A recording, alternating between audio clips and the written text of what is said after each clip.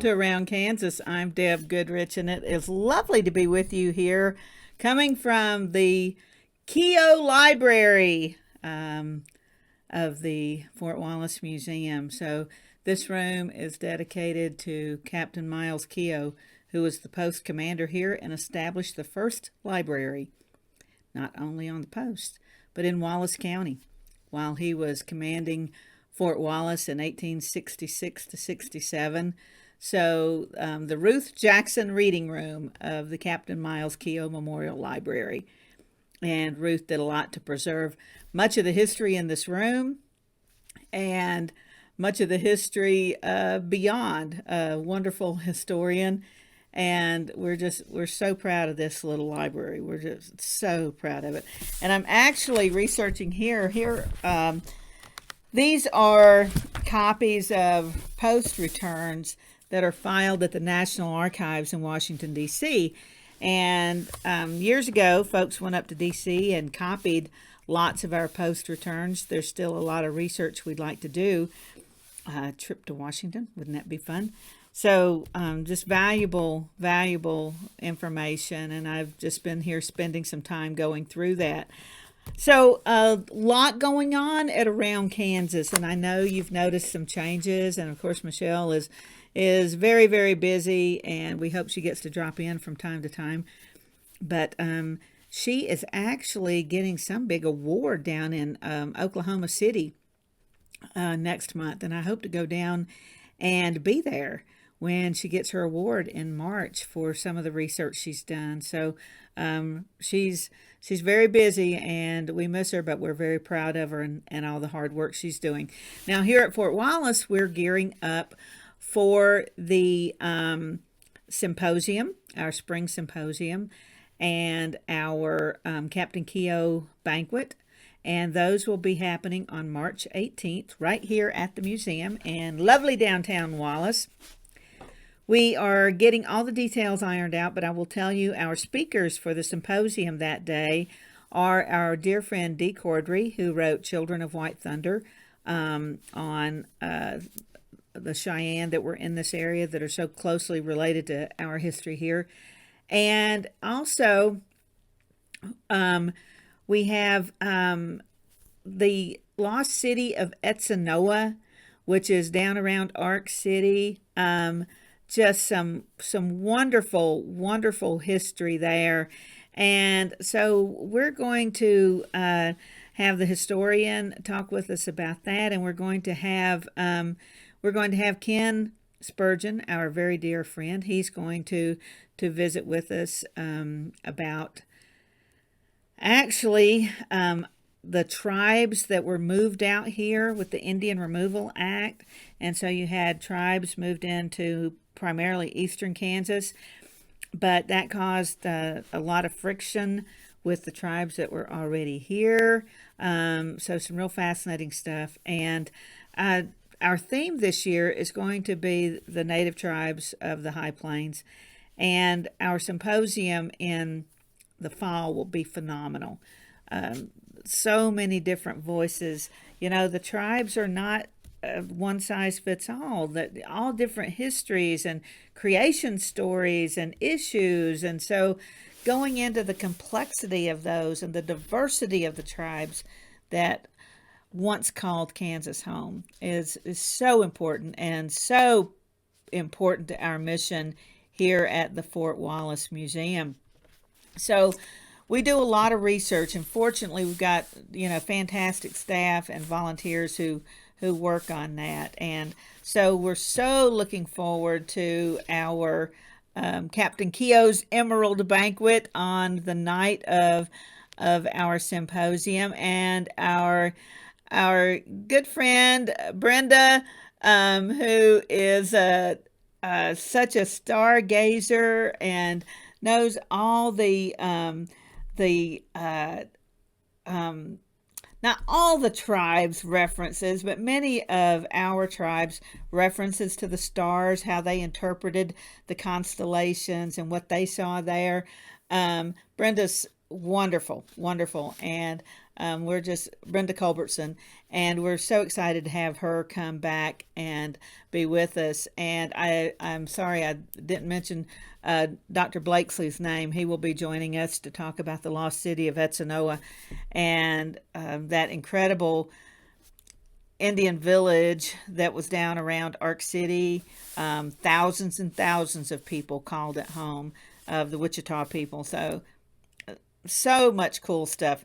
And joining Dee Cordry when he makes his presentation, Dee is a retired member of the Oklahoma State Bureau of Investigation, has been involved in some very interesting cases, and he has researched the Cheyenne people so extensively and has done some amazing stuff.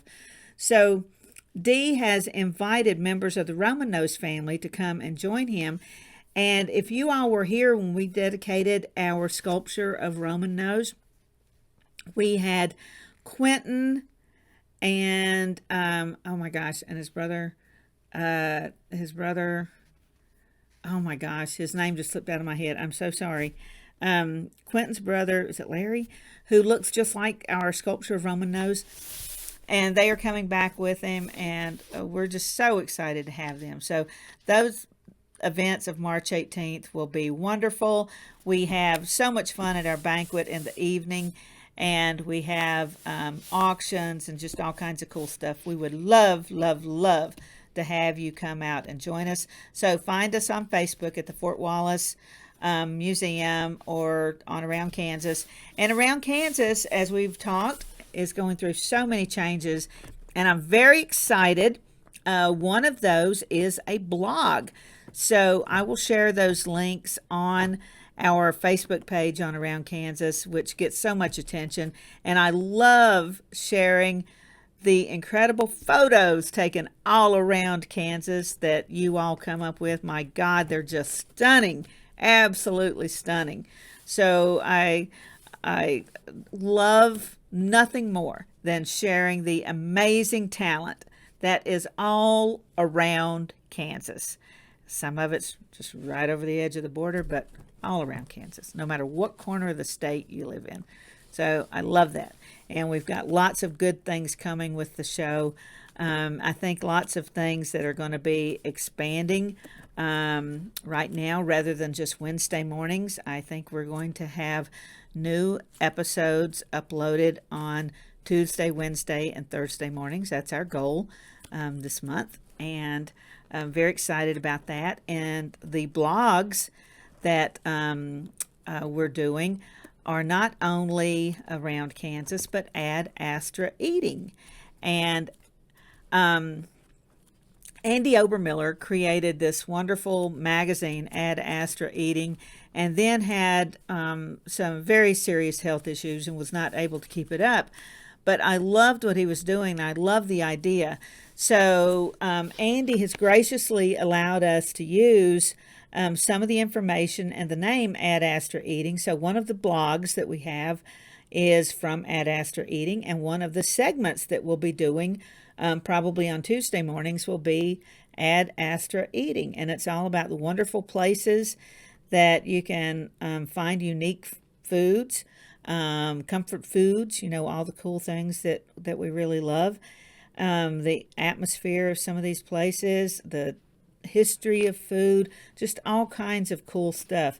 So I would love to have you all contribute to the show, to our blogs, to our Facebook pages and our other social media, everything we're doing. We want to hear from you. This is just one big party, and so we're all a part of it.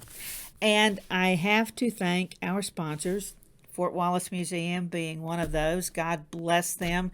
The people here work so hard to tell these stories and keep them alive and expand on them. It's not just one person's story. It's not even one people's story. It's many people's and many generations. And everybody here is so dedicated to that good work. And then, of course, I have to give a shout out to the Santa Fe Trail Association. And as chair of the 200th, I could not be prouder of that title, and I could not be prouder of the organization and everything that they have been doing, all the different chapters, all the members, all the people that support our organization, not only in Kansas, but far, far beyond. And that commemoration continues into 2025. And later on this year, we have a terrific symposium coming up in Independence, Missouri. And there will be bus tours and some great speakers. In fact, I know that my good friends will be among the guest speakers, Jim Pepper Henry, and then our very dear friend from the National Cowboy Museum, Michael, will be coming, and I think he's our keynote speaker. So a lot of hard work going into this, some fantastic tours coming up with that event. So stay tuned. And then in 2025, the symposium will come back to Council Grove and mark the anniversaries of the treaties with the Kaw and Osage that allowed safe passage over the Santa Fe Trail for traders. So that's going to be just wonderfully interesting, and really looking forward to that. And of course, our big sponsor is Mittens, the Western Kansas Wildlife Travel Center. Where would we be without Mittens? We'd be starving and out of gas. That's where we'd be. So I cannot thank them enough. Such good people, do so much for our community. And I'm telling you what, it's I can't tell you at the times I have friends passing through Oakley, and they call like, meet me at Mittens, and we grab a quick bite and, catch up, and that is wonderful. I can't say enough about what great members of the community they are, and everything they do for our part of the state. And let's face it, that is the gateway to Western Kansas and all the travel and adventure you can stand. Little Jerusalem and Monument Rocks and all the cool things and going on. And man, you just got to get off the highway right there at Mittens and tell them Deb sent you. Well, folks, we're evolving right now, and the things that are evolving are very, very exciting, and so pleased, so proud to continue to share everything that is amazing all around Kansas with each of you. Thank you so much. Tell your friends, keep following us, and we'll be back next time. And keep in tune, because stay tuned in, folks, because the format's going to be evolving and expanding, and we're very excited about that. I'm Deb Goodrich, and I will see you somewhere around Kansas. Bye-bye.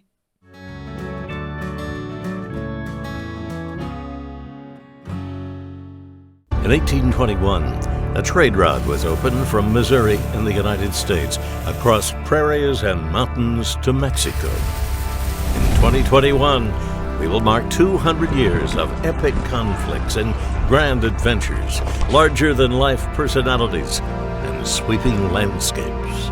Join us on an historic journey. The Santa Fe Trail lives on. Find us on social media or santafetrail.org. Okay, looks like it's time for our tour. Welcome to the Fort Wallace Museum.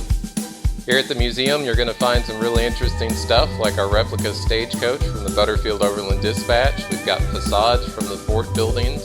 We've got an 1870s flag. There's a plesiosaur that was discovered locally. We've got the Ray pump organ collection. We're a little bitty place with a great big story, and we'd love to have you. Welcome to the Western Kansas Wildlife Travel Center, right here in my hometown of Oakley, Kansas. We're the front door of Western Kansas, located on 3 main highways, I-70, US 83, and US 40. And all those roads lead to history, beautiful scenery, and adventure, no matter which direction you go. We now have an IHOP. That brand that you've trusted up and down the road in all your travels is staffed with local folks, real people just like you and me, and we're waiting on you to join us. So for fun, adventure, fuel up, fuel your body, and let's have some fun.